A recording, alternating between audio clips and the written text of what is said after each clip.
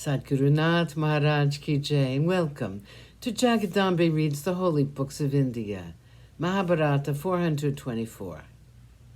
As you may remember, Yudhishthira was rescued by Satyaki. Drona was baffled again in his attempt to capture Yudhishthira. This was the third time this had happened. On the first day, he had nearly succeeded, and Arjuna came in time. On the second day, too, Yudhishthira had almost been caught, but he had run away from the field, and a later attempt could not be made because of the appearance of Arjuna. Today, Satyaki, the student of Arjuna, had saved Yudhishthira from his hands. It looked as though all his attempts were doomed to failures. Drona was very disappointed and very angry. He was sorry he could not please Duryodhana. The fight became general once again. One of the Kekaya brothers, Brihadshatra by name, was hurt by one of the warriors on the side of the Kauravas. His name was Shemadurti. They fought for a long time, and Shemadurti was killed by Brihadshatra. Viradanva, a Trigarta, was causing great harm to the army of the Pandavas. After destroying a portion of the army, he came and accosted Drishtaketu, the king of the Chedis, who was a great asset to the Pandavas. He fought a terrible duel with Viranva and finally killed him with a powerful javelin. Satyaki, Nakula, and Sahadeva were in the front. No one could fight with them without running away or being killed. Again, there was a duel between Drona and Satyaki. The sons of Draupadi were in excellent form. The king, Sala, could not stand the onslaught of these 5 young men. They fought a long time. In the end, the son of Sahadeva killed Sala. Bhima fought a duel with Alambusa and defeated him. Alambusa and Gatotkacha fought a very good duel. Each reveled in outwitting the other with his illusory fight.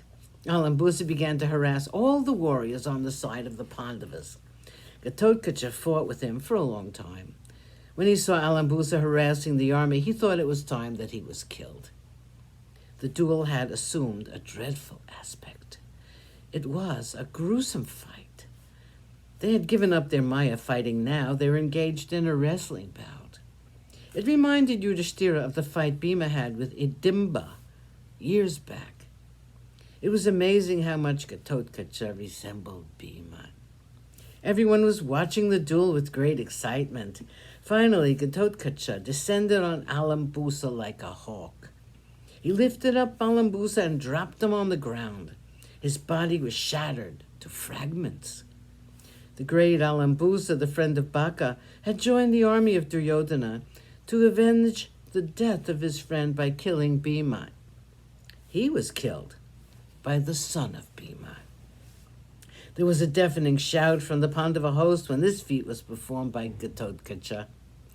The Kauravas were shocked to see the dead form of one of their most powerful fighters.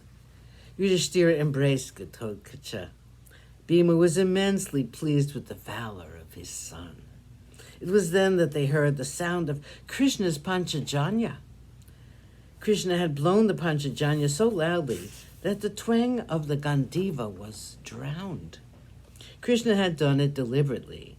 He saw that the army which surrounded their chariot could not be destroyed within the time limit they had imposed on themselves. He wanted someone to tackle the army. Hence this maneuver on his part without letting Arjuna know about it. His purpose was achieved. Yudhishthira heard the sound of the Panchajanya without hearing the twang of the Gandiva. He became extremely worried about the welfare of Arjuna.